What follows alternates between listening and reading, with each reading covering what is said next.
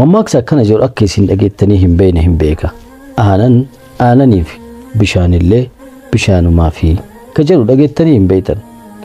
Mammaaksi kun seenaa qaba. Namticha wahiitu jira. Namtichi kun aanan gurgura akkuma namticha na duubatti agartan kana. Almuhim namtichi kun aanan gurgura. Namni baay'ee akka ajaa'ibaatitti isa amana.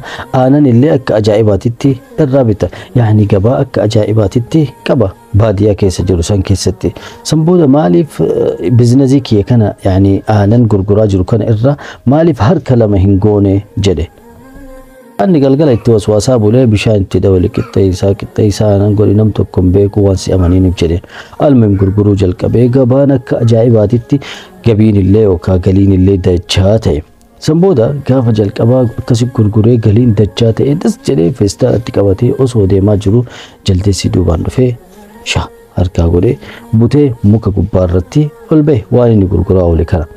San booda inni dhaabatee jaldeessa kana kadhachuu jalqabe. Naa deebisi rabbii jedhe yoo rabbiin beekte naa deebisi jedhee jaldeessa kana kadhata. Jaldeessi kiisii kana addaan banee saantima takka isa darba, saantima takka bishaanitti darba, saantima takka isa darba, saantima takka bishaanitti darba. San booda geessee feestaala akkana godhee feestaala darbee. Yeroo kana namtichi feestaala kana fuudhee saantimii jaldeessi darbeef kana ka bishaan keessatti inni darbe arguu hin danda'u. Almuhim walitti qabee manatti hin gala. Yeroo lakkaa'u lik yookaan bizabt aanan inni itti dabale san ka'aananii qofatu bira gahe saantimiin jechuudha. Inni bishaan itti dabalee tirfii dabilii gochuudhaaf bishaan keessatti darbe. Gaafa kana maal jedhee ka'aananii aananii fi ka bishaanii bishaaniif yaani ka'ani aanan bishaanitti osoo hin makin aanan qofa ka'aananii qofa argadhee jira qarshii. Ka bishaanii ammoo bishaan argatee jira jedhe. Akka gaafa san irraa jedhan bishaan takka aananitti naqee hin beeku akkuma duraanii san amanamummaadhaan deebi'ee aanan gurguraa jiru isaa itti fufee jedhan.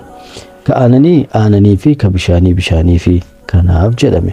Kanaafuu dalagaa keenya keessatti amaanaan barbaachisaadha. Dalagaa keenya keessatti yoo amaanaan hin jiraatin yoo haqummaan hin jiraatin barakaan keessaa jetti.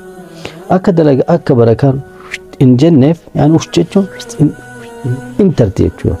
Akka barakaan keessaa hin tarreef amaanaadhaan dalaguu qabna yeroo dalagaa tokko dalaginuu sin jechuu barbaadeeti nagaatti.